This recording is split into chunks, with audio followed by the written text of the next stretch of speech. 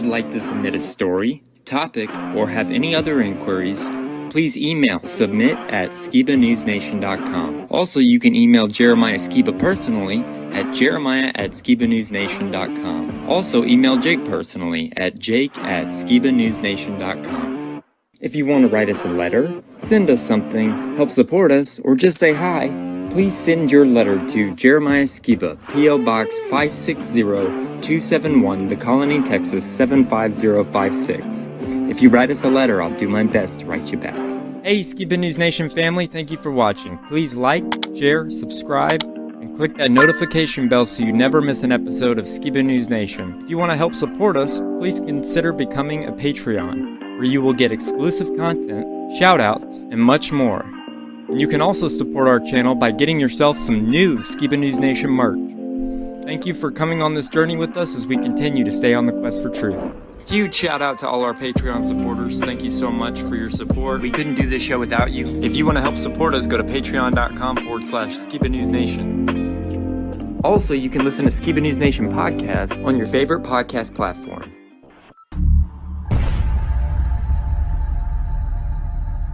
What it costs. I want to know what the truth is. And I hope that people, my son, anybody, if my name comes up, whether you like me, whether you agree with me or not, at least you can respect the fact that he's on a quest for truth. He's on a quest for truth.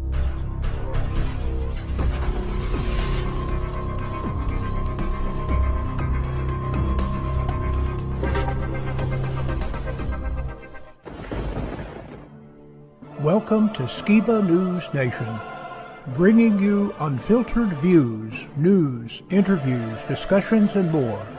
And now, here's your host, Jeremiah Skiba, award-winning musician and son of Rob Skiba.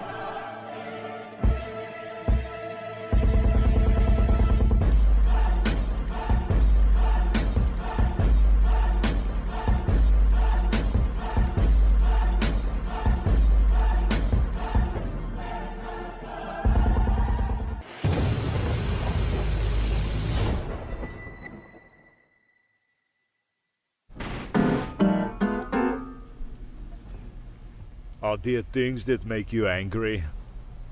Do you have ways of showing you're angry? Ways that don't hurt you or anybody else? What do you do with the mad that you feel when you feel so mad you could bite? When the whole wide world seems oh so wrong and nothing you do seems very right? What do? Do you punch a bag? Do you pound some clay or some dough? Do you round up friends for a game of tag? Or see how fast you go?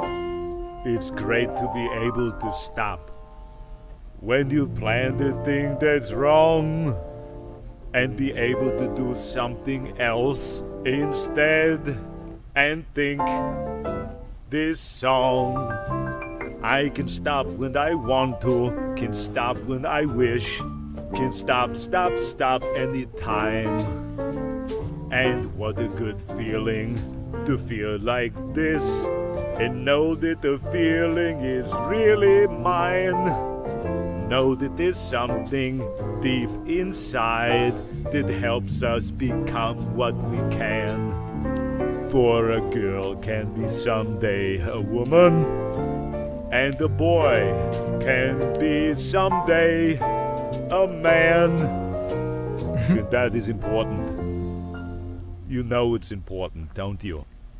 So I wanted to start off with a little bit of laughter, making fun of Arnold Schwarzenegger, but anyways, hey Skiba News Nation family, welcome to episode 73 of Skiba News Nation, your weekly source of the latest news, controversial topics, conspiracies, forgotten history, and so much more. I'm your host, Jeremiah Skiba, and today we're going to be talking about Christmas witches, Hollywood exposing themselves, Elon Musk reinstates Alex Jones on X, Argentina's new president, only you can raise your children, secret spells of the English language, frequency has colors and feelings, an all-new Opus Corner, and for history we'll be talking about Bill Gates' quest for bug meat, and what made Bill Gates so evil. An all-new TRUTHTOK reactions, memes, and much more, so make sure you're subscribed and stay tuned. Now, as always, I'd like to introduce my great and insightful co-host, Mr. Jake Grant. Welcome, Jake. Hello, Jeremiah. That clip was quite honestly mind-blowing. And if you were to clip anything and soundbite it, I would clip the very end where he says, For a girl can be someday a woman, and a boy can be someday a man. And that is important. Yeah, Mr. Rogers would be canceled today. yeah, but having Arnold's voice saying that is just so beautiful. Because, It's funny. He's a liberal. Liberal movie star who played this manly man in all these action films and stuff. But anyways, yeah, man. Well, this week we're gonna have some fun. We got some really interesting holiday linked funnery, but we also have some interesting people being released from Twitter exile, and so we'll talk all about that when we get into the news. All right, looking forward to it. You ready to dive right in?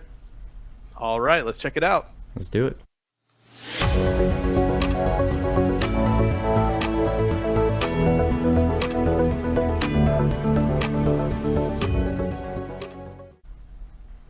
Somebody often asks me, why have you given up the holiday season, the Christmas season, the tree and the pageantry and the picking up your presents from under the tree that is adorned with balls of silver and gold? And I often say, well, we instead like to keep biblical feasts first and foremost. You know, Leviticus 23. There's very prophetic significance to a lot of these times throughout the year, and significance to future coming prophecy like the fall feasts, and there's still significant ties to the spring feast season as well. But what's interesting is people ask me because it's December, right? And we're like, yeah, we rather keep the Festival of Lights, Abers, a Hanukkah story. So I thought this was hilarious. There's a significant difference between the Festival of Lights and commemorating the historic season of how the Jews rebelled against tyranny. People that were going to door, forcing women and their children to eat bacon, and if they didn't eat the pork, they were put to the sword. And I think there's a really interesting kind of parallel with the abomination that makes desolate that happens in this cyclical pattern, and it happened here in the story of the Maccabean revolt against the Greeks and the generals of Alexander the Great, who kind of inherited the empire. But I just wanted to wish you all a Merry Christmas witch wish. Check this video out. Out here who think that Christmas is the original holiday at this time of year, and we kind of gently, I know Frank and I kind of gently nudge our Christian friends and say, just remember, you got all this stuff from us because we started this.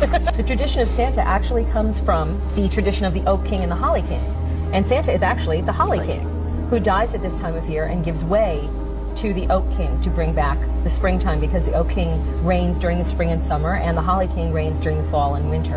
And so Santa's ride is kind of his passing the hat off to the Oak King for the spring and summer. This is a very pagan holiday because it is. Also, the Christmas tree, our Christmas tree, or our Yule tree as we refer to it, is a very pagan holiday, and what you're doing is bringing in the greenery into your house so that you're bringing in life and vitality and all that the evergreens represent. All right, so it's an interesting season, because people are accepting a 150-year-old commercialized Coke Christmas, as we've been programmed on TV with. And that's why it's important to talk about modern media and the pageantry of Disney movies and how these agendas slip through with our entertainment, really. That's how the messages are spread. And so that's why, hey, it's important to have your own message, to have the reason you exist, be furthering a truth to some extent, or else you'll fall in line and join hand in hand with these people trying to deceive the masses because you're playing along. But here's my script breaking, hard rock, if you love me, keep my commandments, Exodus 20. If you love me, keep my commandments, Deuteronomy 5. If you love me, keep my commandments, Deuteronomy 7, 10, 11, 11, 11, 19, 30. If you love me, keep my commandments, Joshua, Daniel, Nehemiah, John, 1 John, and 2 John. And so it's interesting, this is what makes me aware of pretty much the matrix code fabric of reality that the Most High is woven into every single action, thought, and deed. And when we obey his commandments, his Torah, the depth of it alone reveals to us the nature and character of the Almighty, because if he is holy and set apart, then these reveal to us something about us, because if we're made in his image, he's looking at us as a representative of heavenly thought patterns, I guess you could say, in reality. So very very significant for me, and realizing the whole truth about Yahushua, right, or otherwise known in Baptist and seminaries and all these English speaking churches as Jesus, and then missionaried as that name throughout the world.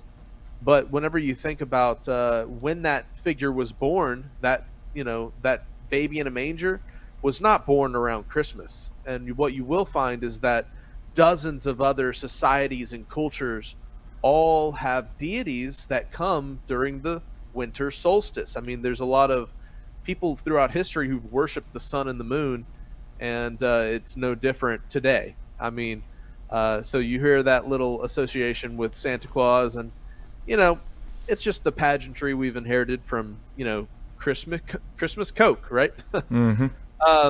But remember, even as you're going through life, we all stray from the path sometimes, so we have to remember to return. What teshuva means, or repent, which is a great thing about Hanukkah, is the season kind of represents rededication. But remember this, it's never too late. Even when you're paying for your mistakes, God can use you, So like, this is a picture, if you're wondering, of Samson, right? He had lost his eyes. He had given into his temptations and given up the secrets of what made him a set-apart individual. And so that's worth looking into. If you want to be like Samson, do what Samson did, right? Yep. But there's better examples throughout the Bible, I think, that we can follow. And, one of those would be King David, right? Another mighty man who failed in his life and could actually win entire nations over. I mean, he has such a crazy story, but his heart was called a heart after Yah's own heart, or a heart that the Most High was pleased with. And if you look up what David loved, he loved the scriptures, the Torah, the commandments, and so it's just an amazing aspect of breaking free of the matrix we live in, which is to distract you from your sole purpose as man. And if you want to know what that is, look up what the wisest man of all time, according to the scriptures, that is, said regarding the purpose of life, right? All right, so during this season, I'm always reminded of this. This is like people going over the edge, so to speak. I stand with church tradition. Oh, I'm going to hang back. It's all allegorical. Hey, you must not apply philosophy. Everything's just a metaphor. Nothing's literal. It's all for different people at different times. Dispensational theology, which is incorrect, by the way. We've discovered, we inherited that lie. Believing God's plainly written words in context and by their definitions. Fantastically said. Or you could also go back to, it's all a mystery. We don't know. We just make it up as we go, and listen to a very skilled orator stand in front of us every week behind a pulpit. So anyways, that's just a little rant there about the holiday season. Thanks for putting up with it. All right, so what we're going to show next is how some truths sometimes leak through Hollywood kind of mockery or whatever, and I wanted to share this video on Hollywood's almost blatant in-your-face mockery of what we talk about them as. So check this out. Hello, Earth. I'm Alec Baldwin, TV star.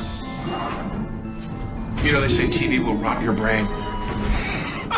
That's absurd. TV only softens the brain like a ripe banana to take it all the way. We've created Hulu. Hulu beams TV directly to your portable computing devices, giving you more of the cerebral gelatinizing shows you want anytime, anywhere, for free. I only act out because I want you alone. Dynamite! Mushy mush. And the best part is there's nothing you can do to stop it. I mean, what are you going to do, turn off your TV and your computer? Once your brains are reduced to a cottage cheese like mush, we'll scoop them out with a melon bowler and gobble them right on up. Oops. I think I'm drooling a little. Because we're aliens. And that's how we roll. Hulu, an evil plot to destroy the world. Enjoy. So, you know, how we talked about media, it was actually back during the founding of the United States of America. Did you know it was actually illegal to practice Christmas, Jeremiah? Well, the Puritans, there's a famous picture going around of the ancient Puritans had established that it was punishable by a fine if you were caught practicing a pagan holiday.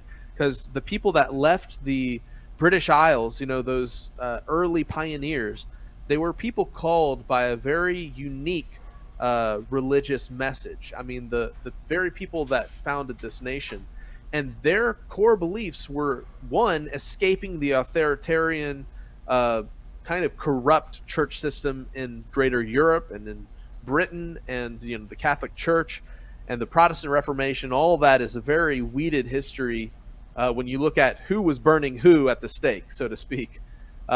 But anyways, some of these people that came over, they were really motivated to separate from the traditions of men and the church that they were kind of growing out of, so to speak. I mean, I think it's a beautiful example of remnant type people fleeing to keep a pure faith, just as the written word was becoming widely accessible by the populace. So when we see what our ancestors did in the 1500s, 1600s, as the King James Bible and the first widely published versions of the scripture were starting to be disseminated and copied, it's really interesting that they chose to make Christmas illegal. And just so you know, I'm not harping on you, my great ancestor, Ulysses S. Grant, when he became president, you know, my last name's Grant, Jake Grant. Well, the president, Ulysses S. Grant, is the one who kind of reversed that legal ruling that had precedence in the United States until his presidency, which reversed the whole, you know, Christmas is illegal. And then see kind of the interesting publishing of anything pro-Christmas after those dates in the 1800s. Whoa. So anyways, just wanted to blow some minds. Let's move off of this karmic retribution topic, you know, with what we're talking with the Illuminati and how they often try to put into our media the things they're planning to do and be, or even if they are pushing for a certain psyop to make people look crazy or like conspiracy theorists, because they slightly alter the truth so that you look like a fool. And that's just the same thing we saw with the Flat Earth movement, right? With the whole, you know, psyop program of the Flat Earth Society. And I know people in previous episodes, you might have seen some of our discussion about that debate regarding the Earth. But hopefully, you know, if you aren't on that page, no worries. We are here to talk about a whole slew of other topics. But I also want to be aware that, you know, it's really significant what media we consume and what that makes us open to in terms of questioning reality, right? So here's a new story. Elon Musk is going to let Alex Jones back on Twitter. Check out this coverage. As I'm sure you heard by now, yesterday, early in the morning, about 5 a.m. Eastern Time, Elon Musk reactivated Alex you-know-who's Twitter account, now known as X, after a 5-year ban. And if you've been watching my videos for the last few days, you know that we were hoping that this would happen, and then we were expecting this would happen, and then it became clear that it was going to happen. It did happen. And, of course, we were expecting the media to completely lose their mind. But now they're going to have a bigger meltdown than we could have possibly even imagined. Because yesterday, after the account was restored, Alex was given the opportunity to do an interview with Elon Musk for several hours, live during a Twitter space. Meltdown is only just getting started and is going to continue to swell. Elon Musk reinstates Twitter account of conspiracy kingpin Alex Jones. Not only did he restore the account, but I think Alex had around 700,000 followers before the ban, and now he has double that at 1.4 million. Very late Saturday night, technically Sunday morning, and saw that the account was restored, and then posted this rather lengthy and detailed explanation to highlight the importance that people should point out the real reason why he was banned. Contrary to popular belief, not because of his comments about the school tragedy, but because of the confrontation with Oliver Darcy. And this is admitted from Twitter. They claimed it was harassment. People should watch Tucker Carlson's interview to get to know the real Alex, not just his flaws and mistakes the media spent years amplifying and trying to make his identity. I said he's a genius, but like most geniuses, it's counterbalanced by equal-sized flaws. It's not fair to define him by those flaws, etc., etc. And then I woke up yesterday morning noticing that Elon Musk himself replied saying accurate. Get one question from Mark Dice, because this is the best interview ever. Mark Dice is a great journalist. He stood up for me for the last 5 years when nobody else would. Mark, quick question from Mark, please. A comment, really, just to reinforce to everybody listening, all the journalists, and thank you, by the way, Elon, for unbanning Alex, for everything that you're doing for the platform, for humanity. But I just want to reinforce, and I'm glad you retweeted this, Alex, the reason why Twitter cited Alex being banned, contrary to popular belief, is not because he entertained some conspiracy theories about Sandy Hook, as crazy as they were. And Elon just confirmed that the Twitter logs said this. He confronted Oliver Darcy, a public figure on public property, when he was working in the capacity of a journalist, and they cited that as. But Mark, that's old news. Let's move on from Alex Jones. Well, we're talking to Elon Musk. What's your question for Elon Musk? I didn't see the Twitter file in the Twitter files. Can you release data about the choices that were made regarding the trending list? Because the trending list drives the news cycle, as you know. And they can create a self-fulfilling prophecy by manually inserting topics in there, getting people to talk about them. It becomes a topic. It becomes news. Did I miss that in the Twitter files, or was that just not released? I would like more data on the manipulation of the trending list to manipulate the news cycles over the previous ownership. Yeah, well, there was a significant manipulation of the trending list. Through worldwide. I mean, you can just, I'd say, like, as a general rule of thumb, whatever conspiracy theory you've got about Twitter is probably true, even more true than you think it is. Since we had that kind of explanation of how Twitter, he acknowledged Twitter had been used and how it's still being used by public figureheads, I would say let's check out this funny video. Alex Jones rants as an indie folk song. Store, the paradigm of absolute control. And that's why we're just out here doing simple things, pointing out that we're meant to be in nature and be natural. And this is where we find the source that God made to transcend the New World Order. And that's why they want to try to keep us out of it. I'm angry. I've had enough of these people. They're a bunch of Christian murderers, scum. They're one giant death factories keeping babies alive. They're selling their body parts. What more do you need to know about these people? I go out and face these scum. They literally crawl out from under rocks. They have green looking skin and they run around screaming, we love Satan, we wanna eat babies. I have them on video.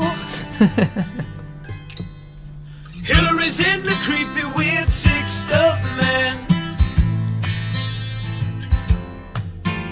She sleeps in the same room with that creepy, weird woman whose mother wears a hood over her head. That woman number one is ugly. Imagine how bad she smells, man. I'm told her and Obama just stink. Obama and Hillary both smell like sulfur.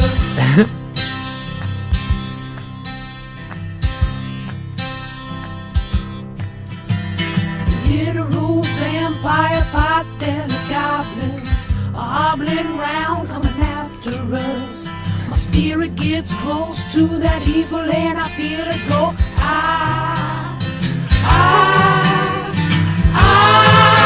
We're such self-centered crap. We don't even notice hell itself rising up against us.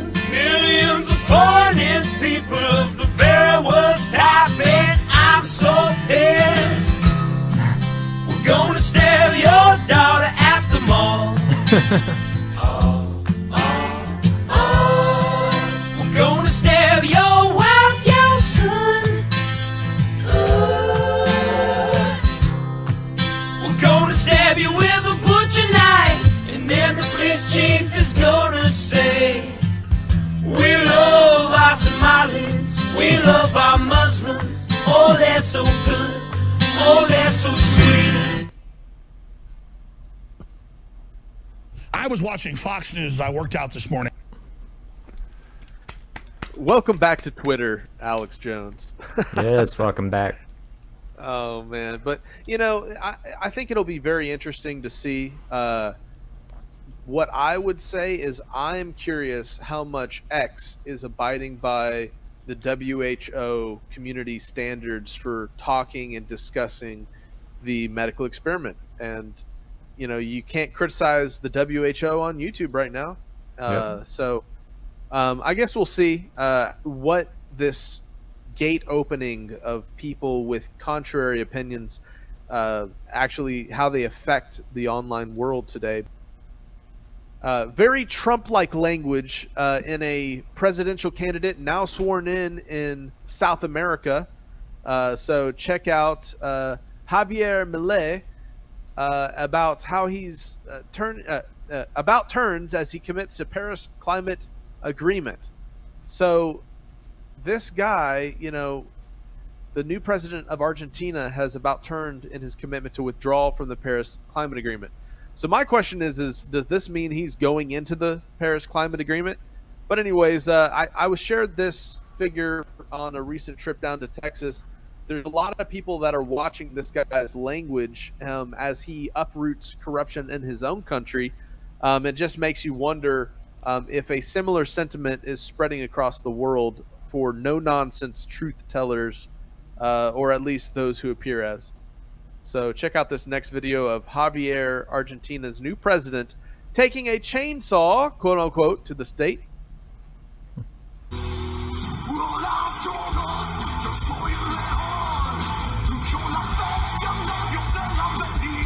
Guy is like a rock star. La situación de Argentina es crítica. Los cambios que nuestro país necesita son drásticos. No hay lugar para gradualismo, no hay lugar para la tibieza, no hay lugar para medias tintas.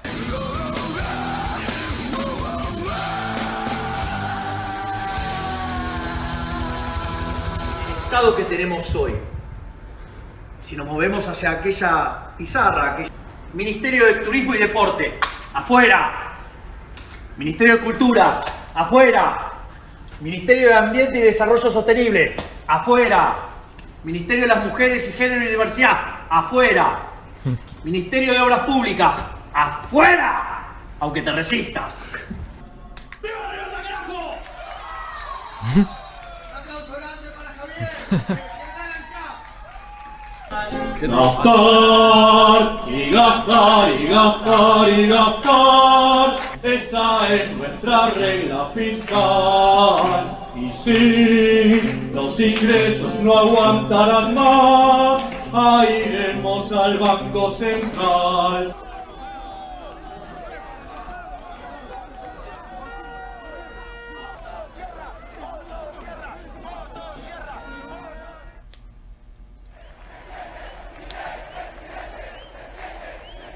What an interesting guy, man. What a character. Well, they call him the Argentinian Trump, or the Argentina's Trump.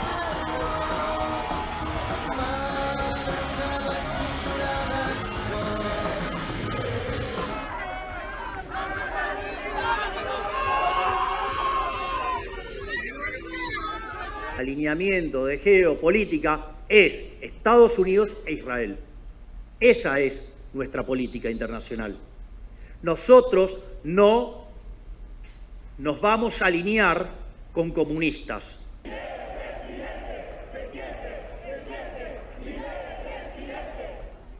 So, we have that interesting Trump-like figure rising out of Argentina. So we have a lot of people talking about that. Very interesting indeed. Yeah. So here's a next clip about how your children are raised is very important, and we wonder why there's such a culture war here in the United States and in the Western world in general, as political agendas and, in fact, conspiracies against mankind are rolled out. And why are you questioning your children buying into it? Well, check this video out. John Lovell sums up perfectly why so many of us have chosen to homeschool. Listen to this.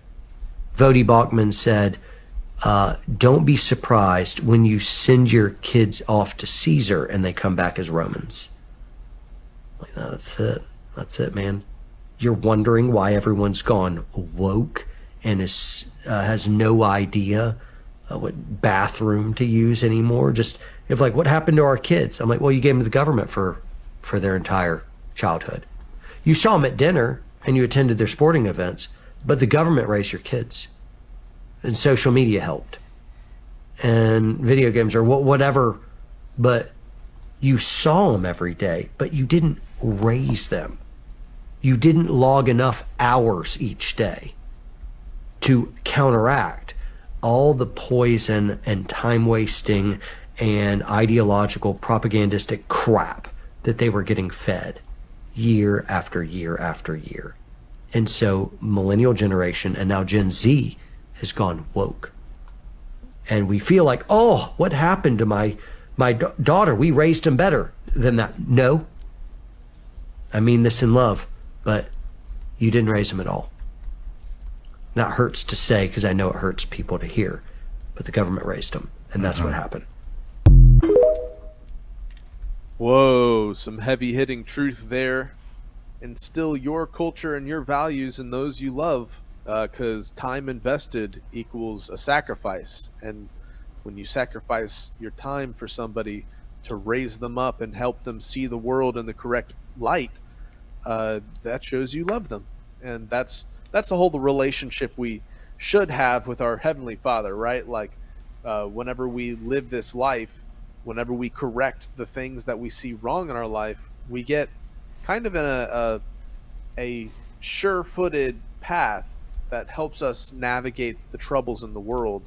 But if we're still focused and working on our own shortcomings and the things in our life, and not focusing on the important stuff, but getting distracted along the way, which is what all this media does and this indoctrination does, it distracts us from honing in on our purpose in this life, you know? So this next video is how words themselves hold a deeper aspect of navigating our reality than we can be aware of sometimes. When we're communicating, language is so important. So check out this clip. So what do I mean by the secret spells of the English language? Well, let me share with you what I call our premier life sentence. And it goes something like this. We awake each morning and go off during the weekdays to earn the living at various jobs and undertakings until we come to the weekend. And this seems perfectly acceptable to most people. However, more people die between 6 and 9 on a Monday morning than any other time of the week. So I do what I call a translation of the English language, and I spell that T-R-A-N-C-E with the idea that words cast spells. So when you translate that life sentence, you remember that awake is a funeral party for the dead. Mourning is the state you're in when you attend a wake. And you would have to be in a weekdays to earn the living, since urns are for the ashes of the dead. We call our jobs undertakings. Job itself is a Hebrew word for persecuted. And what we get at the end of this perverse bargain with life is the weak end of the deal as we become progressively weakened ourselves. And so our most prevalent greeting to each other is hello, the reverse of which is, oh hell. And so what do I...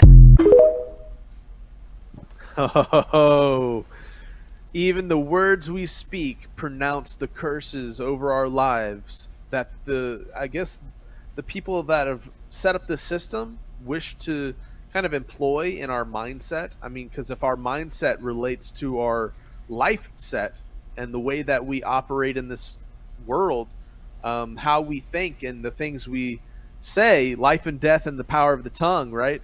I mean, just so fascinating, right? What do you think about some of those words, man? I think it's interesting. I really do. I think it's like there's so many words that can mean two different things, and are they purposefully put in this order to, you know, confuse your brain into thinking? I don't know. It's just crazy. Yeah, I got another one for you. You know, whenever we kids and we were in preschool or we were going to kindergarten, right? Mm-hmm. They were teaching us all about reading, right? Well, whenever you learn to read and write, what is a write? A write is a spell, basically, in the alternate meaning of write. Witches make rites, right? Well, you're also learning to spell, cast a spell, okay? Mm-hmm. And you learn to write in cursive, you know, mm-hmm. cursing, right?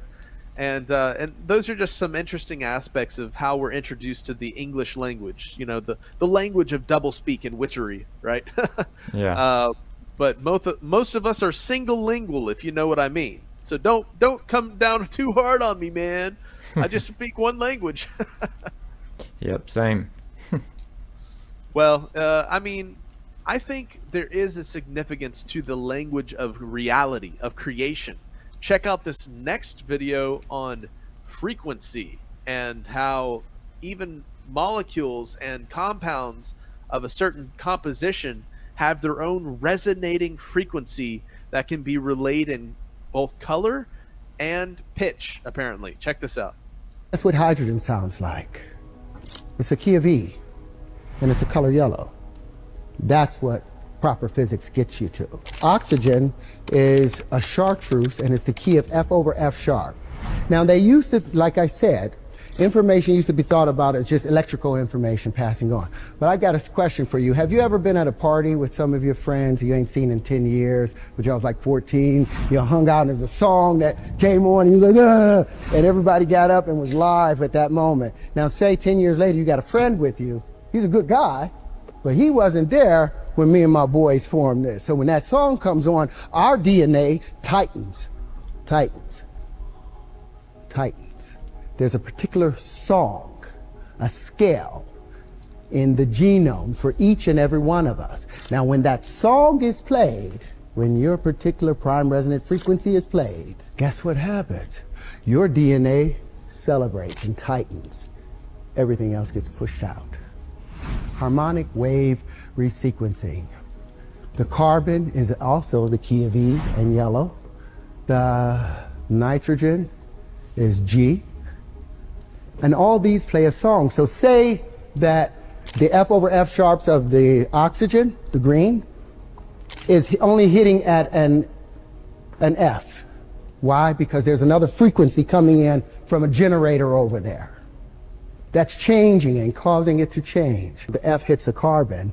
So instead of hitting as an F sharp, it hits as an F, so when it hits the carbon at an E, it doesn't hit it quite right, so the domino don't file right. So the next domino hits wrong. And so now we have malformation happening within our DNA because the frequencies are being pushed off.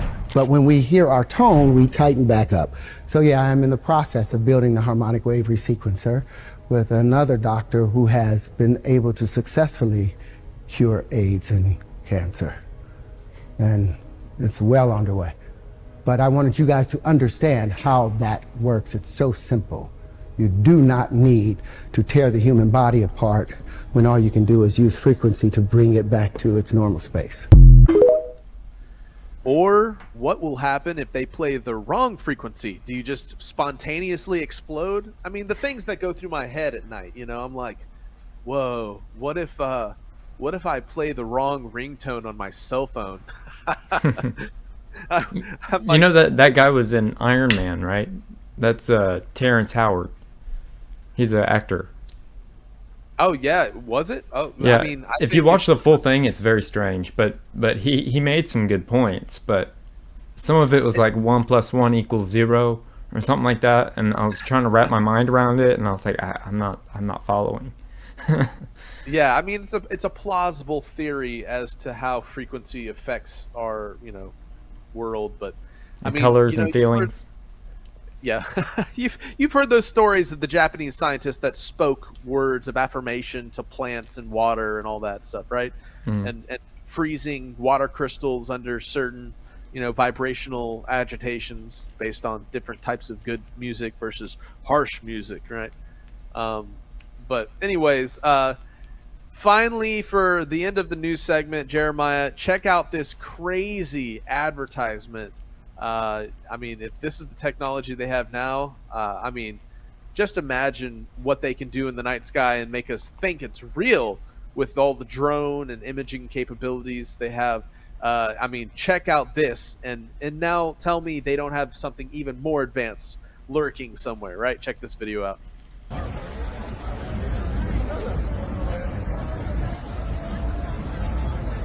So the whole building is basically a TV screen. Okay.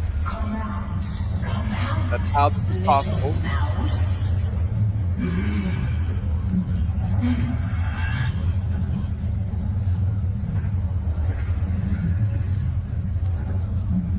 Imagine if this happened, I don't know, 500 to 1,000 years ago, or 3,000 years ago. If you were just like a person walking down the streets of ancient Egypt and somebody had that technology, you'd have literally thought some fallen god or some creature or entity had just opened a portal right above you, and they're as big as like a tree, right? Yeah, it reminds me of that scene in Back to the Future with it said Jaws 19. It's the second Back to the Future, and he does this, and that big thing comes down, and the 3D effect. Disney's been doing this for quite a while. I mean, the technology is mind-blowing. And, you got to ask the question, what image does that leave in our subconscious mind when something looks so real and it's, like, affecting us, and the way we watch it and how it imprints on our memory and, influences our subconscious decision-making? But anyways, that's all the news for this week, Jeremiah. All right, thanks, Jake, for another great current news as always. And now for a quick look at my dad's refraction kit and how you can prove that the Earth is flat from your living room. Globalists, guys, these are people who believe in the globe now. They are the ones that said, hey, the atmosphere really is acting like a lens, and they put a lens in front of the camera to show how it works. So I'm just doing what they're doing. I'm using the same logic that they're using, the same science that they're using. And, science is all about testable, observable, and repeatable data, right? So, to alleviate the problem of distorting the edges because the magnifying glass ring is too small, and I got these plastic magnifying sheets and came up with another way of doing the same thing using the sheet right here. Set the city up, a little cutout of the city, and now I've got the big magnifying glass sheet. Bring the camera right up to the lens. See, that's the normal view of the city. Now let's back up again. The science is the same of that of a lens. Here's a simple example. So if you're looking at Chicago here, the atmosphere really is acting like a lens. Yes. Atmosphere really is acting like a lens, and this is how much of the city is missing due to the lensing effect, the magnification of the atmosphere. You're missing, a good portion of the city just by pulling my iPhone back on a 3-foot long desk. That's how much I lost of the city. And as with any scientific experiment, you always try to improve upon what you did before. So I got some foam core, made a little housing for the magnifying sheet, and pasted the city on the back there, and I made it as 2 separate pieces so that I could flex it as necessary, because I think that there are different types of atmospheric conditions that would allow for more magnification versus less magnification. just go out into a field, something like this nice flat field out by my apartment complex. Lower your iPhone to the ground to simulate us, because we're really small on this massively large plane, right? Straight horizontal plane.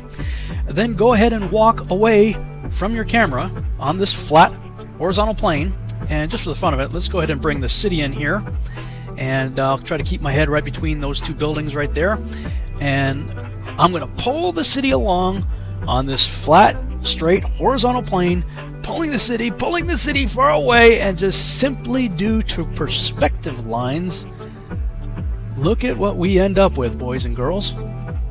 Amazing, isn't it? Now let's bring the water line in to simulate water instead of grass, and get rid of the background there with some sky. Now let's slide our little city over here, put the big city back in, and, well, just due to perspective lines, this is how much of the city magically disappeared.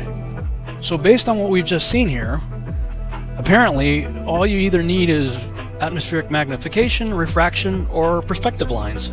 Either one or all three can easily account for the obscuring of the lower parts of cities, and ships for that matter, with no need of curvature whatsoever. But just as sort of a bonus round, if perspective works for ships and for cities, I guess it would work the same for the sun too. So maybe this explains sunrise and sunset on the flat Earth. Works the same way. Perspective. Pretending my face is the sun. There you go. It's not rocket science. You don't get to pick the anomalies that seem to agree with your views and ignore the common observations that don't, and still call yourself an honest investigator. That is intellectually dishonest.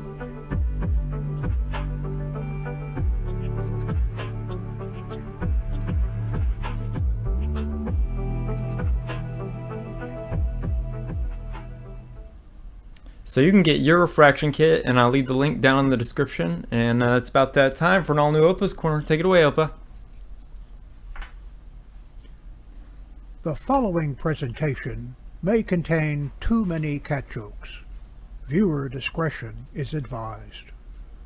This presentation is rated CJ, cat jokes. Parental guidance suggested.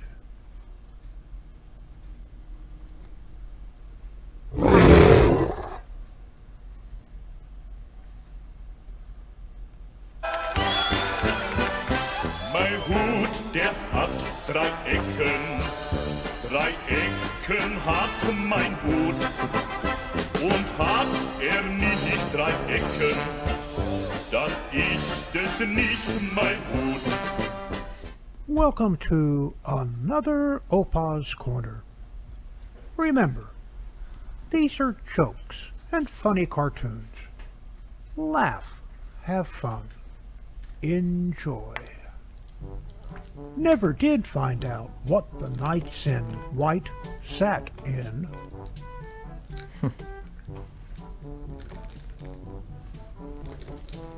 For sale, not haunted.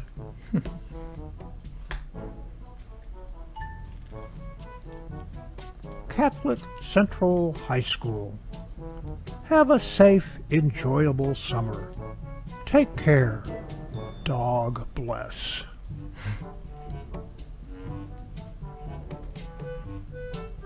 I named my dog Rolex.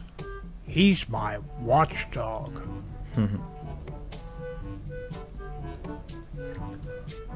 Becoming a vegetarian is a big mistake.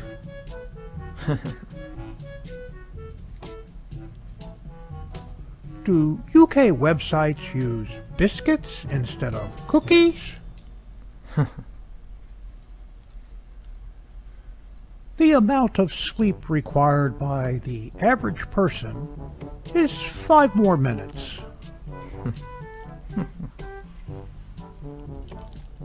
Cabinet installer arrested, charged with counterfeiting. The 5-second rule does not apply when you have a 2-second dog.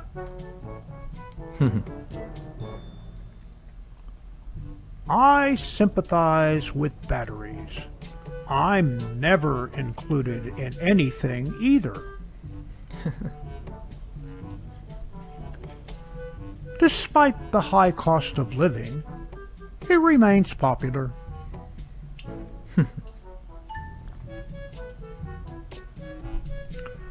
Crushing pop cans is soda pressing. Before Mount Rushmore was carved, its beauty was unprecedented.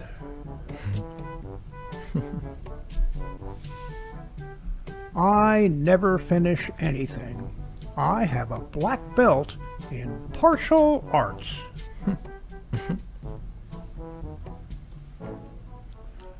I told my cat, "You are not the boss of me." He disagreed. Yep. If a plant is sad, do other plants photo-sympathize with it? Nachos are just tacos that don't have their life together. What do you call a rabbit with fleas? Bugs Bunny. What kind of doctor is Dr. Pepper? A physician. When does a joke turn into a dad joke? When it becomes apparent. I started a dating site for chickens. It's not my day job. I do it to make hens meet.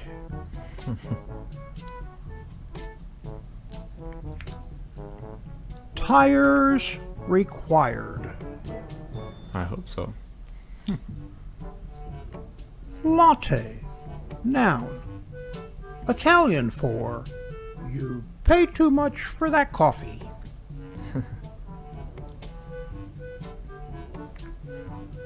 Do clouds ever look down on us and say, "That one is shaped like an idiot"? Never iron a four-leaf clover. You don't want to press your luck. Lego store reopens after lockdown. Folks lined up for blocks. When algebra teachers retire, how do I deal with the aftermath? Don't tap the glass. It scares the donuts. And now for the funnies.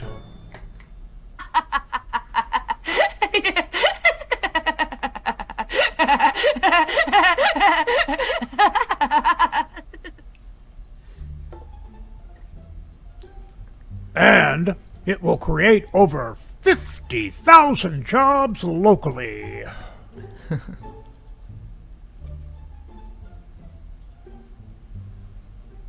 You're going to be a seat filler. If someone leaves their seat, you sit in it. Can you handle that? I've been training for this my whole life. Museum. Comedy.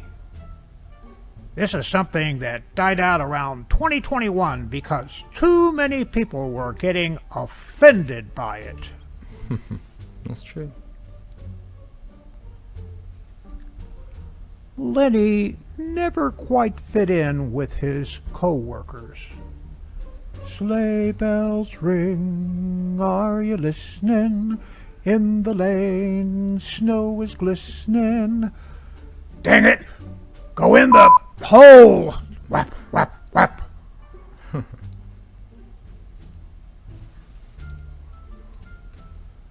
Sloth job interviews.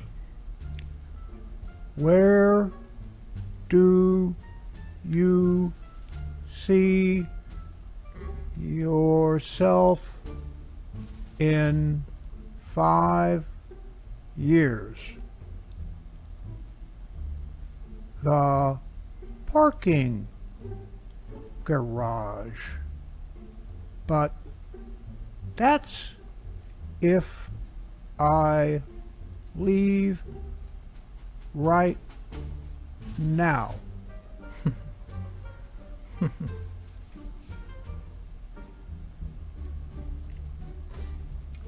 For the tuna course, the chef will open the can right here at the table.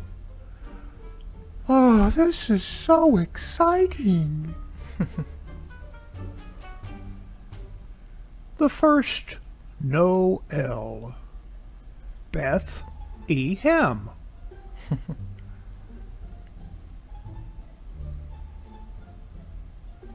Obi-Wan and Yoda again evade capture, thanks to the seldom used Jedi mime trick. There they are. Get the... Wait. They're already trapped in some kind of invisible box. Let's move along.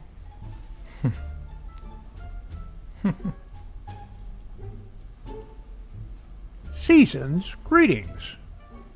Salt, paprika. So nice to meet you. How do you do? Nutmeg, garlic. Sup. Yo. Pepper, oregano. Hi. Ciao.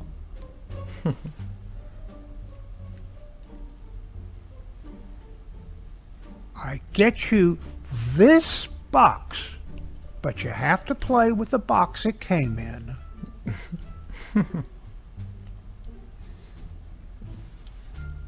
Why did you do it, Biff? I mean, I always knew car chasing was in your blood, but the president's limo?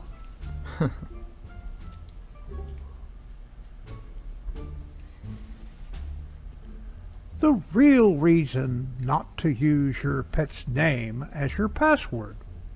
Shopping cart. 12 frozen mice. 11 crates of catnip. 10 empty boxes. 9 entire tunas. My feet were cold. You sure you don't want the protection plan? In case you slowly nudge your phone off the table and... okay, I'll take it.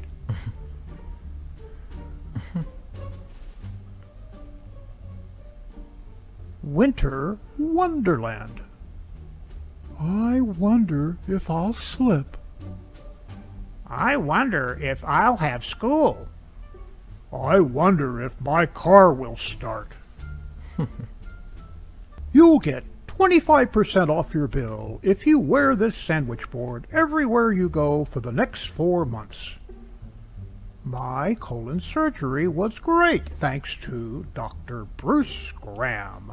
www.happyguts.com.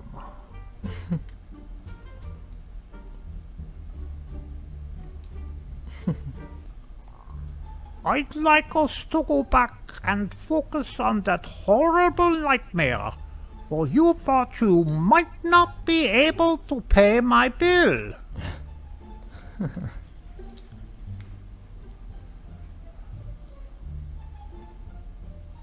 The little plumber boy. Can I help you? Come, they told me, pot runs.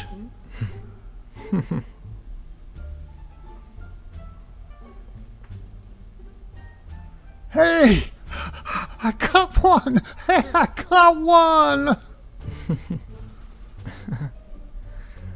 How Santa really finds out which reindeer can fly. Dang. Let's try another one. Evil. I'm buying all my gifts locally instead of shopping at a big box store. Whoa, hold on.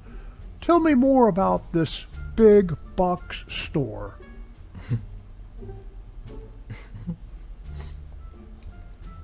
This is our most popular machine. It goes from walking to a flat-out sprint with no warning whatsoever. Squirrel Master.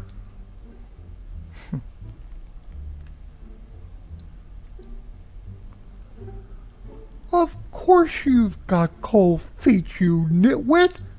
You're a snowman.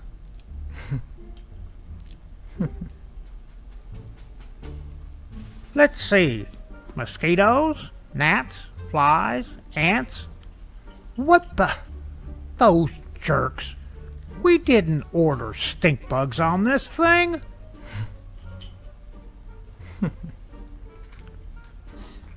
Charlie. Boy, you're very talented. Yeah. And that concludes another OPA'S Corner. Mein Hut, der hat 3 Ecken. 3 Ecken hat mein Hut. Und hat nicht 3 Ecken, dann ist es nicht mein Hut. OPA'S Corner is now available on my own YouTube channel. Like, share, and subscribe. Thank you, Opa, for another great OPA'S Corner. I think cats do know that Christmas might be kind of not supposed to be practiced because they always knock down the tree, knock down everything. It's kind of funny. But now a word from our good friend and sponsor, JJ. Are you tired of living in constant pain? Do you feel like you've tried every CBD product on the market with no relief? Look no further than JJ's Natural CBD Rub. When I was diagnosed with degenerative disc disease, this was the only product that completely took my pain away. Working with JJ has been a dream come true, and his products have completely changed my life. Don't just take my word for it. Visit JJ's website, jjcbdrub.com, and read hundreds of testimonials from people whose lives have been changed by all of JJ's amazing products. And now, as a Skiba News Nation exclusive, you can get $50 off a 3-pack special of JJ's Natural CBD Rub by texting CBD to 920-382-7720. Don't suffer in silence any longer. Take control of your pain today with JJ's Natural CBD Rub. Again, text CBD to 920-382-7720 for an exclusive discount and start feeling the relief you deserve. The links are in the description below. Thank you, JJ. Well, it's time for some history.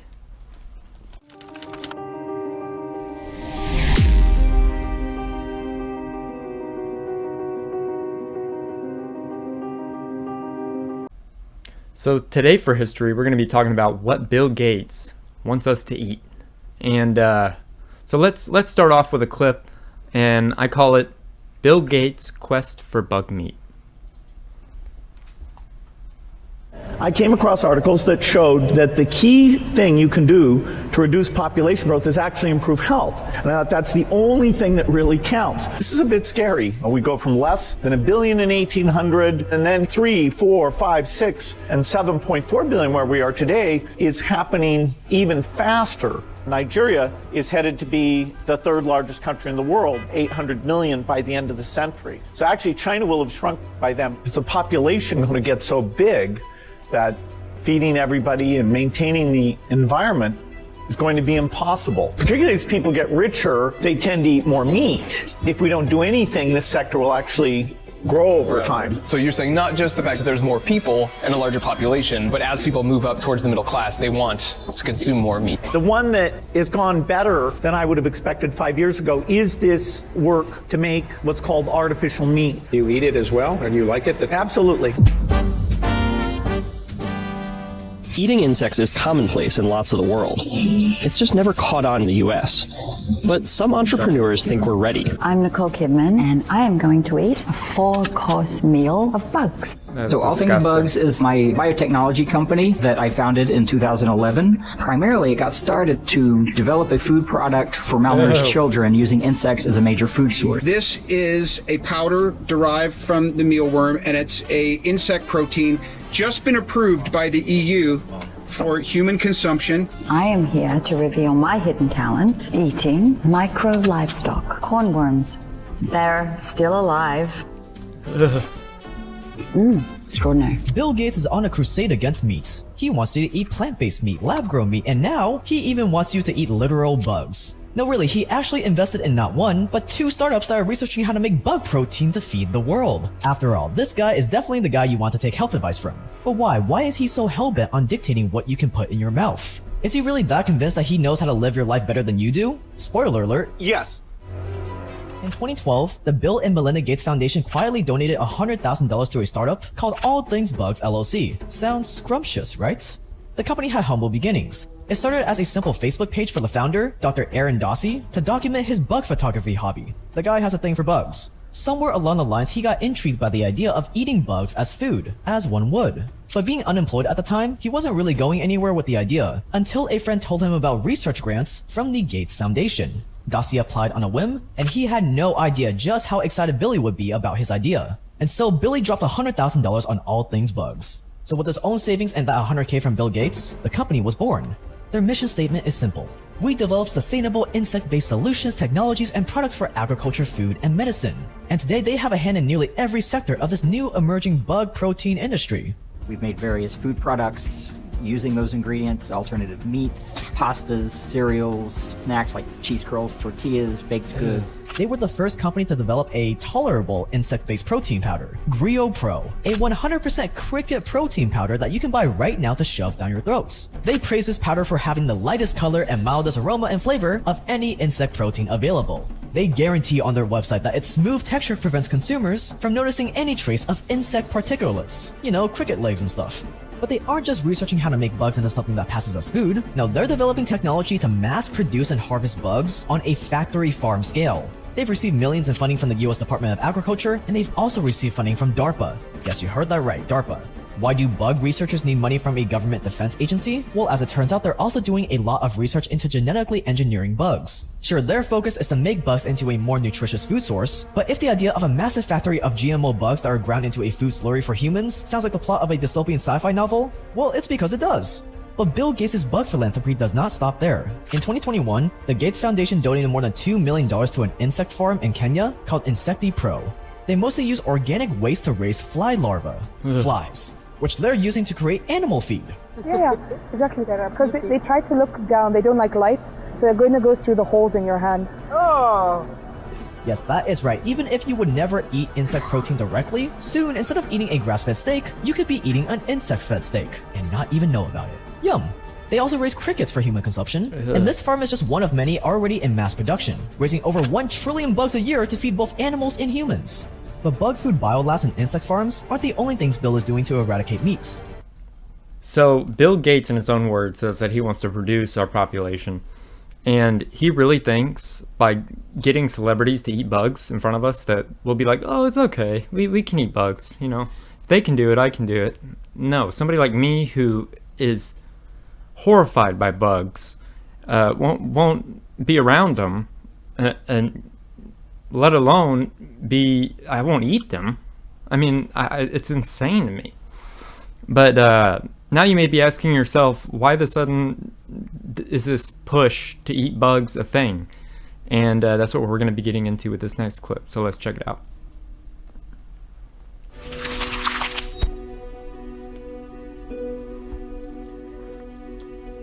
Gates has been touting the potential of plant-based meat at least as early as 2013. He invested nearly $130 million into Beyond Meat in 2019. He's invested even more into their rival Impossible Foods. Protein-based approaches have surprised me how far they've come in when they've been offered in burger chains. The demand has been quite good. And he's invested into lab-grown meat as well, by backing companies like Upside Foods. And you may be thinking, okay, but why is this a bad thing? He can invest in whatever he wants. If people want to eat less meat, why shouldn't they? And if Bill Gates wants to invest in these things, he should be allowed to. It's a free country after all, right? And yes, it is, and they can do whatever they want. But what you gotta know is that plant-based meat and lab-grown meat are absolutely disgusting. The plant-based heme responsible for making the Impossible Burgers bleed comes from genetically modified soybeans, which have extremely high levels of estrogen, which are also raised in massive amounts of pesticides like Monsanto's Roundup, which is linked to organ damage in animals, cancer, and even non-Hodgkin's lymphoma in humans. Fake meat is also known to include MSG, known neurotoxins, and a giant long list of synthetic additives. It's basically ultra-processed food taken to a whole new extreme, and lab-grown meat is not any better. Lab-grown meat comes from genetically modified animal cells that have been immortalized to reproduce super fast and forever. They're basically cancer cells. These cancer cells are banned by the FDA in regular food production, and there is zero safety data on if using basically cancer cells in food is safe. These cells are also fed on massive amounts of monocrop soybeans, which again are extremely high in estrogen. And to top it all off, this whole concoction requires a ton of antibiotics to keep the mush from putrefying. And that carbon footprint is supposed to reduce, it turns out that lab-grown meat is even worse than conventional cattle farming. But none of that matters, because Bill Gates does not want these meat replacements to be optional, he wants them to be the only option. In 2021, he said in an interview, "You're right that saying to people, you can't have cows anymore, talk about a politically unpopular approach to things. I do think all rich countries should move to 100% synthetic beef. You can get used to the taste difference, and the claim is they're going to make it taste even better over time. Eventually, that green premium is modest enough that you can sort of change the behavior of people or use regulation to totally shift the demand." Ah yes, changing the behavior of the masses, using regulation to shift demand. These are the things that Bill Gates and other elitists like him are scheming up in their minds right now as we speak. And really fast, if you want to opt out of all this nonsense, even if you choose not to eat artificial meat or bug meat like Bill Gates wants you to, the average meat you find in your grocery store is not good. Hormones, steroids, chlorine baths, and maybe even mRNA vaccines in the future are just some of the things that could be in the meat in your grocery store. And with no country of origin labeling requirements, meat from third world suppliers can be repackaged and sold as American meats. But why? Why is he pushing this? What's his beef with just letting people live their own lives? Yeah, what's his beef with cows or with beef? What's his beef with beef? You know? Now, that lab-grown meat seems just so weird, and all of it just seems really weird, but, like, it seems like well, now we're finding out that all these fake meats are now, you know, giving people cancer and stuff like that, and I mean, shocker, right? Shocker. You're not supposed to eat something that, I mean, what do you think, Opa? Well, I'm sorry, but I don't eat bugs, and I'm really leery about all of these veggie things. But come on, Bill Gates said it's good for you. What do you think, Jake? Yeah, it reminds me of the film Snowpiercer. If you've ever seen that, in the train, you have the people on the back of the train that like kind of are the workforce, lower class, didn't have a high-paying ticket, and the way that they keep them alive on this train that perpetually like circles the planet or whatever. I mean, it's a crazy premise, but it's like a hypersonic train that goes super fast all around the world, and they feed the people cockroach sandwiches, like little protein bars made of cockroach. So I mean, you see it in the media, and you definitely can see them pushing for these alternative proteins. I mean, they want us all eating bugs, just like you showed. Yep. Soylent Green. What is that? That's a movie from way back where they were crackers made from people. Oh, well, we're not far off of that. That was Charlton Heston. People! They're made from people! Well, what if I told you that Bill Gates is a junior? He's not Bill Gates. Like, he's not the original Bill Gates. Did you know that his dad was more famous than he was at one point? No, I didn't. Well, that's what we're going to be getting into with this next clip, so let's play that clip.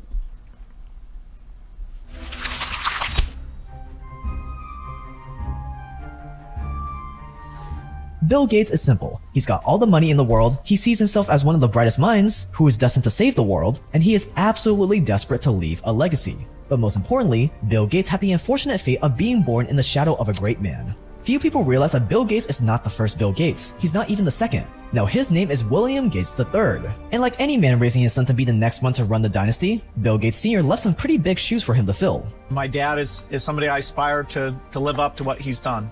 Bill Gates Sr. founded his own law firm. He was the chairman of organizations like Planned Parenthood and United Way, and he was a big-time philanthropist himself. Former President Jimmy Carter sang his praises for Bill Gates Sr. for his charity work in Africa. And when you're born into a rich, successful family like this, you often grow up never feeling like you're enough, never feeling like you can ever make your parents proud. all of us tend to want to make our parents proud of us at the end of the day, and whatever that means for each person. And the problem is that it's very difficult to actually make your parents proud if your parents were individuals who, kind of came from nothing and became multi-billionaires or whatever might be the case. And so they end up being extremely insecure people. If anything, they're among the most sort of insecure people that I've met. And then also they grow up in these elite private schools that make life very difficult for them because they're comparing themselves to other kids who also have extremely wealthy parents. Usually there are enough kids out there with even wealthier parents. And so their standard, like their bare minimum standard of success is so high that it's functionally impossible to achieve, really. And that ends up making them have extremely low self-esteem. They act really weird. This is probably the deep-rooted insecurity of Bill Gates.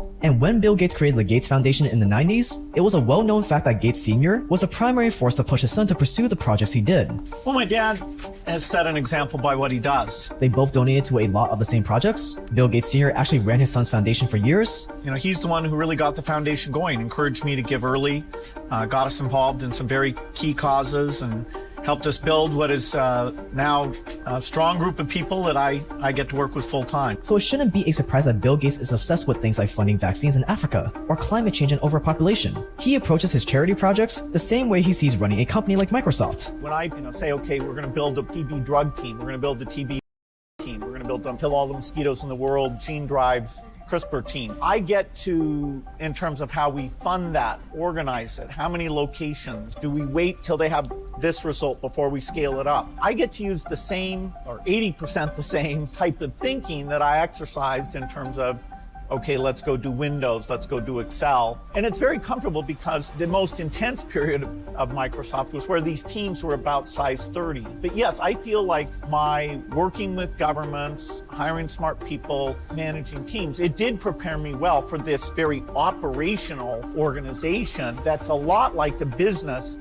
except that our profit is lives saved as opposed to a monetary measure. And what kind of a person was he in the early days of Microsoft? Well, it's a well-known fact that he was the office bully. It was normal for employees to receive sarcastic emails at 2 in the morning, calling their code the stupidest piece of code ever written, end quotes. Their office meetings had one person whose only job it was to tally how many times Gates angrily dropped the F word, because the lower the number, the better things were for the team. One employee remembers, quote, his standard MO is to ask harder and harder questions until you admit that you don't know, and then he can yell at you for being unprepared, end quotes. Gates almost never left the office, and he was known to eat orange tang powder out of his hand rather than take breaks or stop for meals. I mean, it really is true that I didn't believe in weekends, I didn't believe in vacation. And he was just as neurotic about making sure everyone else was working just as hard as he was. I knew everybody's license plate, so I could tell you over the last month when their car had come and gone from the parking lot.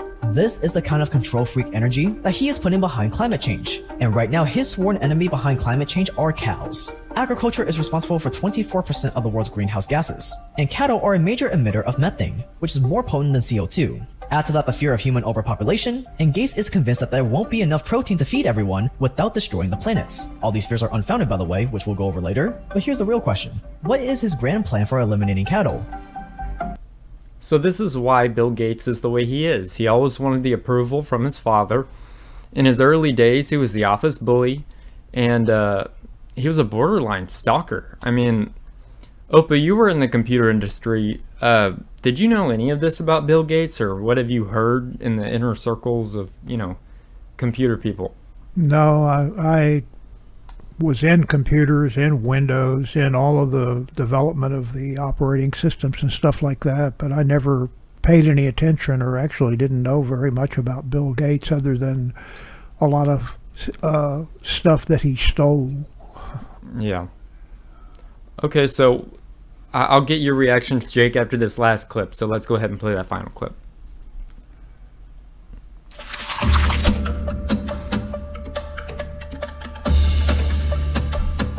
If the masses cannot be persuaded by consumerism to change their behavior, government intervention is Billy's next step, and one of the ways to do that is with subsidies. Subsidies are a fancy word for giving away free money for things like growing corn or for electric vehicles. If the government gives out bonuses for actions they want people to take, they will get more of those actions. And as it turns out, fake meat is starting to get a lot of subsidies. Governments from all over have already thrown over $1 billion at it, and they are just getting started.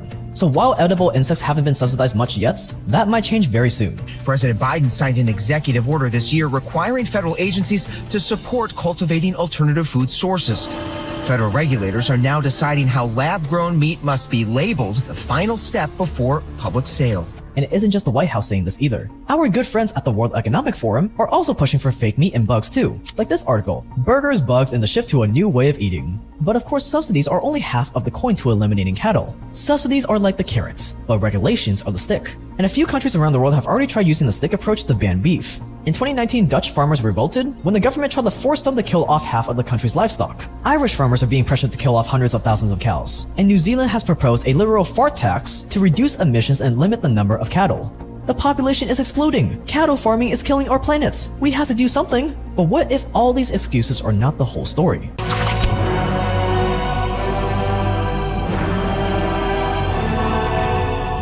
Overpopulation, the big scare of Bill Gates. We're not gonna have enough food to feed the world. So bug meat, of course. But the truth is that we have no idea how many humans the Earth can actually sustain. Population control groups have been fighting over the number for decades. The numbers have ranged from less than 1 billion to more than 1 trillion or even 1 sextillion, which means none of them actually have any idea what they're talking about. On top of that, overpopulation is actually the exact opposite of what we should be worried about. We should actually be worried about population collapse. What we face is population collapse.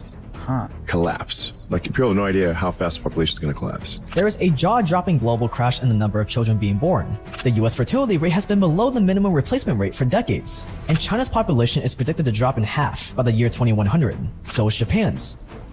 And while developing countries still have high fertility rates, those will also drop as their countries improve. So don't buy into Bill Gates' fear-mongering. Eat meat and have kids. But what about his whole spiel about all the methane produced from cows? Well, as it turns out, the cattle are not the problem. Industrial farming is the problem. Healthy farms can actually be an important sink for CO2, and methods like regenerative farming have shown that cattle farming can actually be net zero, not to mention it's also way more humane. At the end of the day, humans were meant to eat meat, no matter what the vegans want you to think. Think about it, humans were never as fat and sick as we are today. And the only thing that has changed about our food from then and now is that now we have processed foods. Now we have meat raised with antibiotics, corn, and soy. But you know, blame grass-fed meat that has been around for millennia as the cause of all diseases. No matter how hard Billy tries, ultra-processed plant-based meat, lab-grown meat, and bug meat will never be able to compare. So, what do you think, Jake, about the whole Bill Gates bug meat thing? I mean, where there's money to be made, there's a motivation. And I think it's really telling seeing the evolution of his relationship with his father.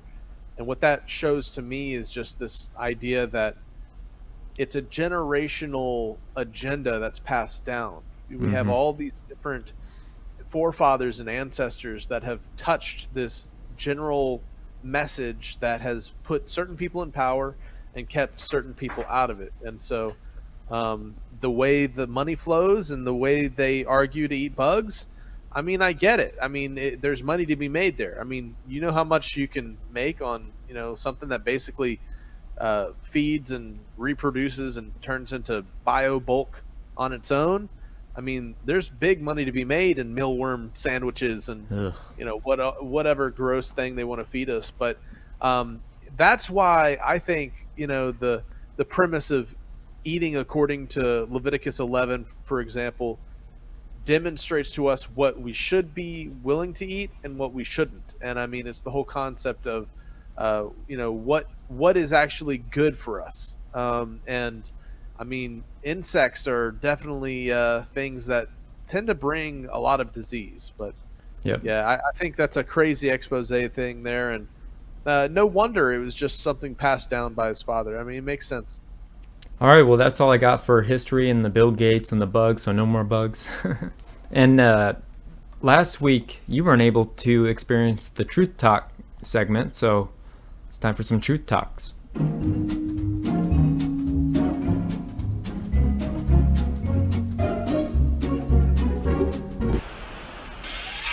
Because I haven't been caught yet.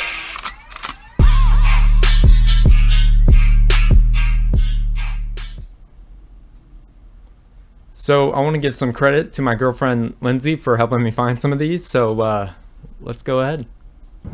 Silent night. This one's from OPA.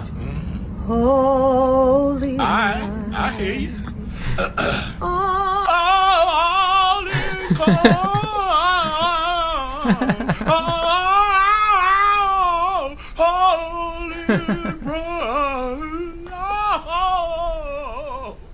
right.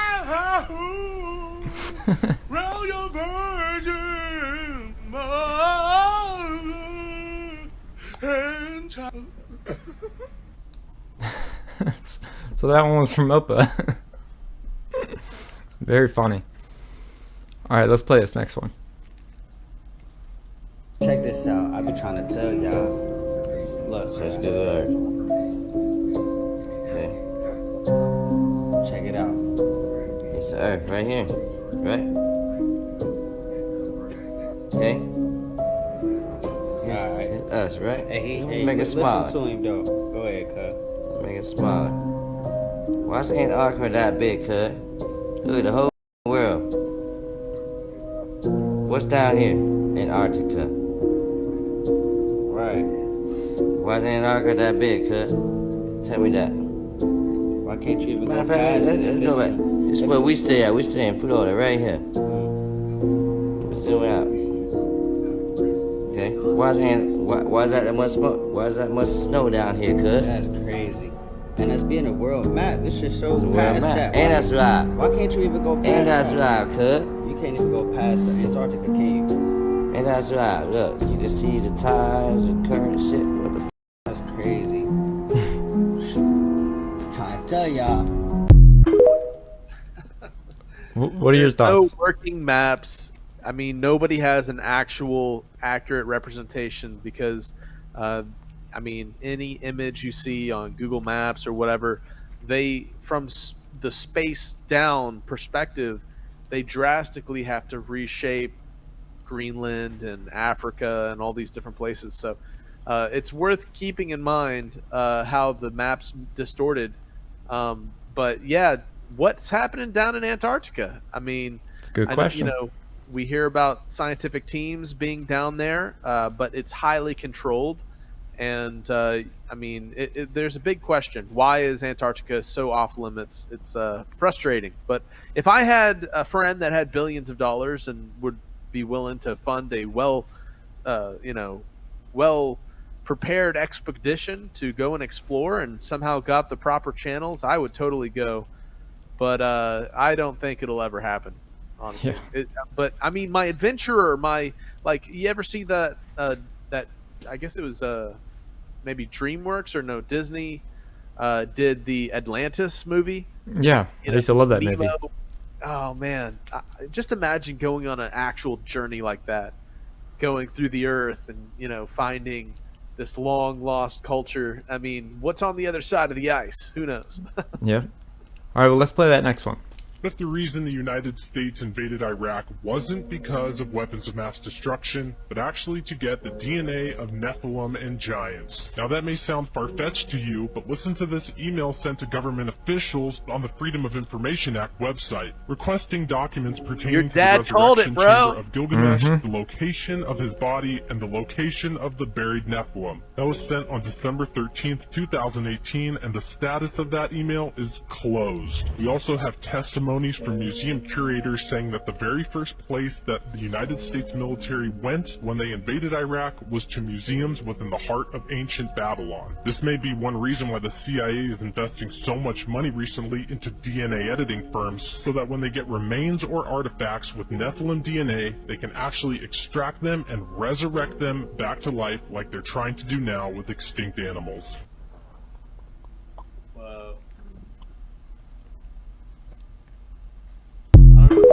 Did you see how big the feet were?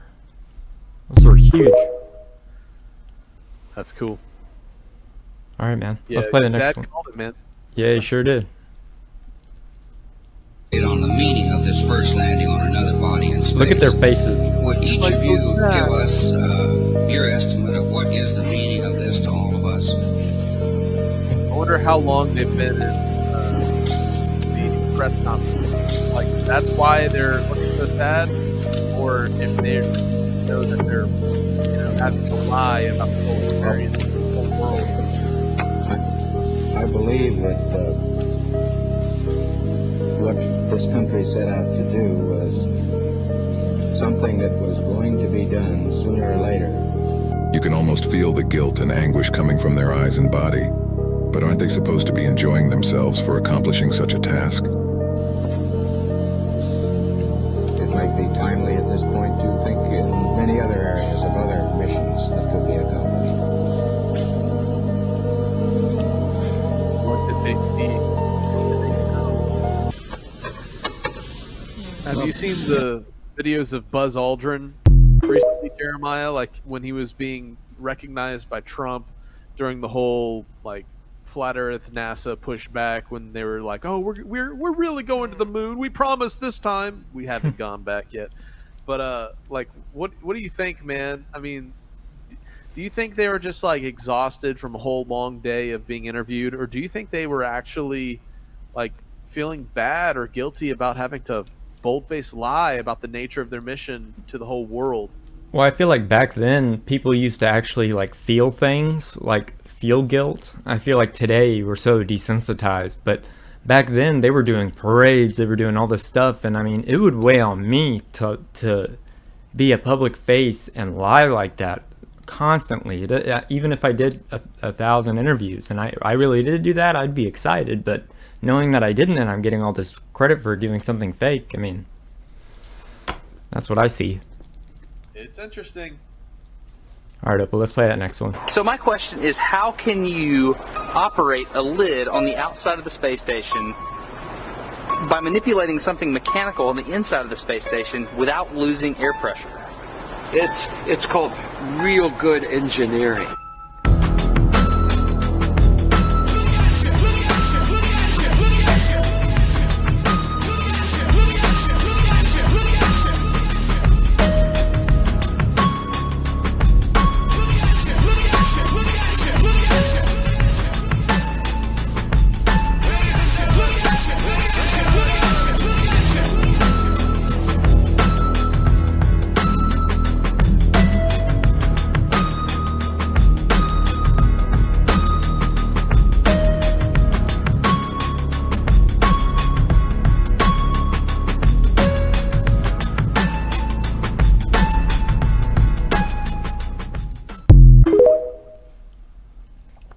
Any thoughts? There's a lot of questions as to how things work. Have you ever seen the footage from that swimming pool? NASA actually owns one of the largest swimming pools in the world, has a whole mock-up of the ISS. That's how they practice, right? So they tell us. All right, let's play that next one. So there I was, just minding my own business, looking at Google Earth, and this big snow-covered monstrosity is staring me in the face like, why is that covered in snow? I look into Ireland and some other areas around it, Iceland. Ireland gets snow only once a year, 1 day a year. So I keep digging a little bit deeper, and I finally get underneath this cloud cover here, and a few images pop up. And I say, oh, images, what are they? Well, this is what you got, which I'm sure that looks familiar to you, right? Looks just like the pictures they give us of Mars. So I'm just kind of creeping around here and definitely noticing the same kind of undulation changes and same kind of rock, same kind of dirt. Only thing that's missing is that nice little red tint that they pay somebody $150,000 a year to put on there. But those mountains, those rocks, definitely exactly like we see on Mars. So I said, I wonder what they're doing out here. What is all this equipment for? I'm sure it can't be NASA, right? Whose orange Hummer is this? Okay, that looks like a NASA symbol. Well, let's dig a little further because I can't really see anything on here other than it certainly looks like a NASA symbol. And I can't read that. Tried. So this one here said roving the Arctic. So what is that? Doesn't make any sense. Pop in here. See if we can find anything.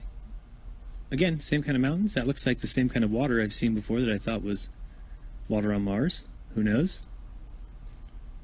Zoom in, what's that? Oh, nothing. Just looked like it was funny. So I'll keep kind of going through here and see if it... What the...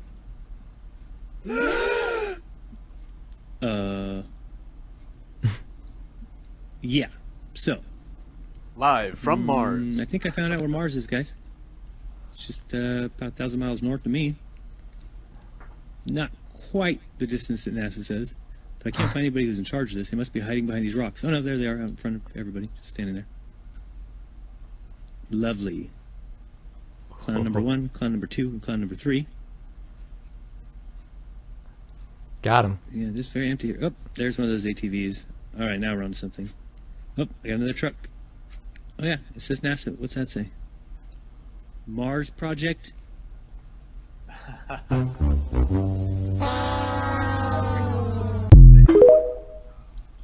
Either they're filming a movie, which I doubt it, or there you have it. Good find. I want to know where that is, too. We should go explore there, because that's something we could actually go to. Well, maybe not. Alright, Opal, let's play the next one. This is the moon that you see every day. It's right above your head, and it probably never occurred to you that the key to understanding where you live is right in front of your eyes.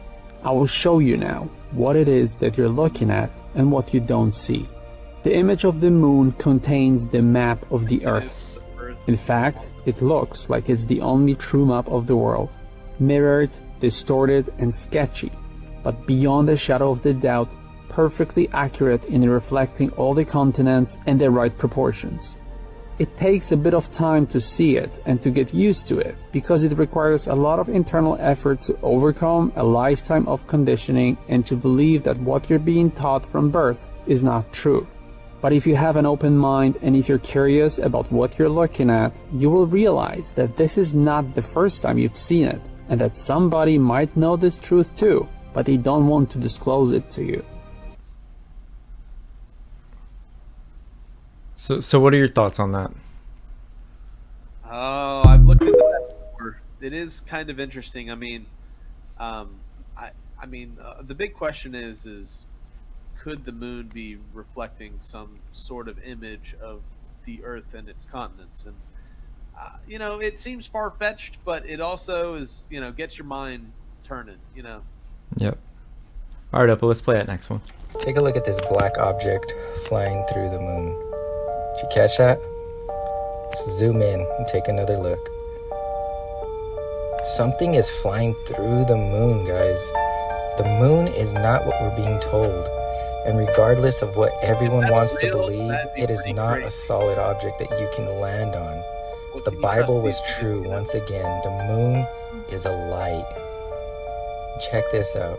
As that object exits, it's like flashing lights. Look at that. What is that? What flew through the moon? You think real or fake? I don't know about flying through the moon. Maybe by perspective it looked like that, but yeah. I mean, if there was footage like that was real, and it was like 100% recording some kind of phenomenon, right? Then how would we differentiate real footage from fake? And so always be there with an open mind, I think, with a lot of these videos and stuff, but at the same time, they could be fake as well. So it's also the wonder of the world when you're able to entertain whether something's legitimate or not. I mean, just to be able to like open your mind and be like, oh, well, what if that was real? With whatever topic we're talking about. Yep. All right, let's play this next one. One thing I really want your generation to embrace is that the Earth is a closed system. We cannot leave the Earth. There's no place to go. Today I'd like to bring to your attention a potential fraud on an enormous scale happening in your county. There's now clear evidence of NASA using numerous methods to grossly mislead the public about astronauts being on the International Space Station. During interior ISS scenes from NASA's own live feed, the use of wires, harnesses, green screens, and virtual reality have been detected to achieve the appearance of a weightless environment. Examples of this include astronauts fading in and out of the screen,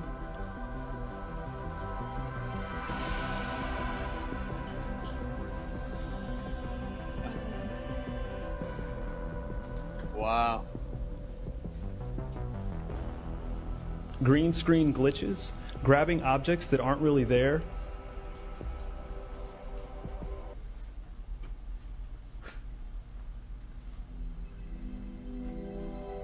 pulling on invisible wires, getting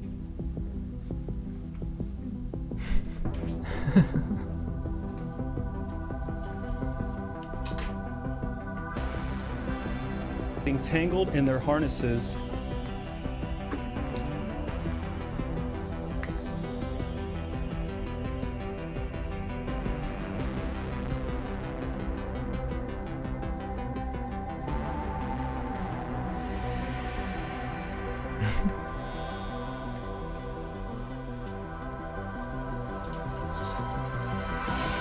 Mondo movie magic, baby. And even astronauts appearing out of thin air. This begs the obvious question. If they're really up there, why are they using Hollywood techniques to fake the footage? Now, unfortunately, I can't show you these clips in here today, but I will be sending them to you. Moving on, outside the International Space Station, during spacewalks, air bubbles have been recorded on numerous occasions.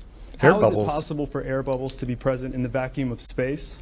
I once questioned astronaut Scott Kelly about this phenomenon. His body language and answers only created more questions. In 2013, astronaut Luca Parmitano nearly drowned during a spacewalk when his helmet filled with water. This happened again just last year. Air bubbles, helmets filling with water, and drowning.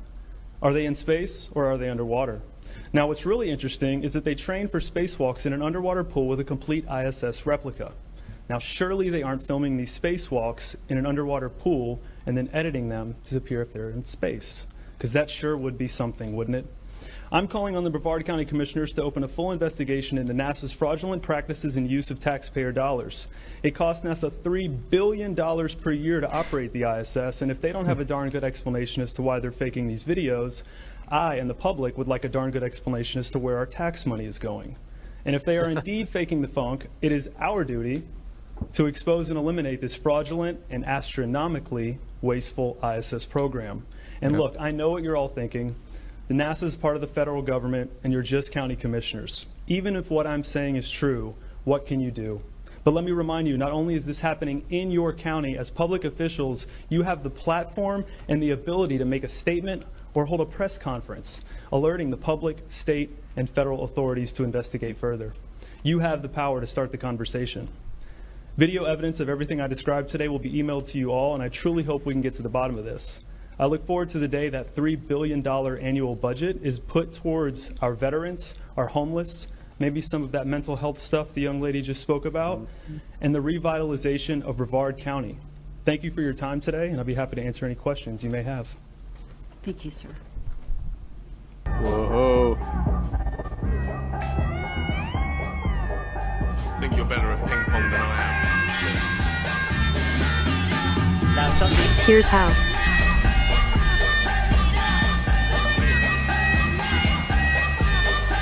Just simply use a blue screen. Voila, now you have a bubble of water floating, as if he's in the outer space, inside the ISS. Voila. That's crazy. Alright, let's play that next one. NASA has released some new information Bro, this is the one. that they have lost a tool bag off of the International Space Station, and now it's floating around up there, and you can see it with binoculars. Oh my gosh! Oh, interesting. Because normally, if some planes at 130,000 feet, you don't see them at all. They're too small and invisible. So planes are invisible at 130,000 feet. And they're about the same size as the International Space Station. If you look at it, it sits about over a football field. And the International Space Station is 250 miles up. And they're telling you that you can see this little tool bag from the ground with binoculars. So if you couldn't see this at 130,000 feet, and a football field is like a little speck from an airplane flying at 34,000 feet, how do they expect you to believe that this little bag that they dropped can be visible from the ground? Call me a crazy conspiracy theorist if you want to, but I don't believe this thing is orbiting at the height that they say it is. NASA, you've really been trolling us lately. Ain't that the truth? Is that it, Opa? Yeah. Alright, well that's it for the Truth Talks. I hope you guys enjoyed, and Jake, you got some memes for me? Yeah, I got a couple. Alright, meet me up.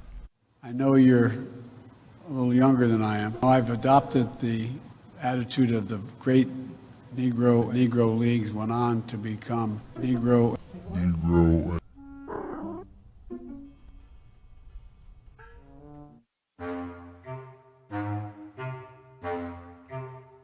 Meet me up.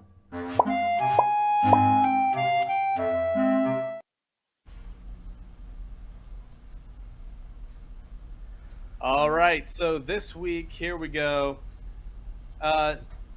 This kind of goes along with your segment, Jeremiah.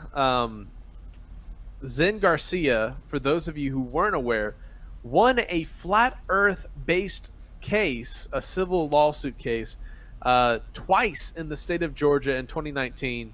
You can look up the case for yourself, but he actually won where somebody had claimed they had won a competition he had put forward for some money, and they were unable to prove to a judge that they had proved the Earth was not flat based on their whole arguments case, and Zen squashed it in court.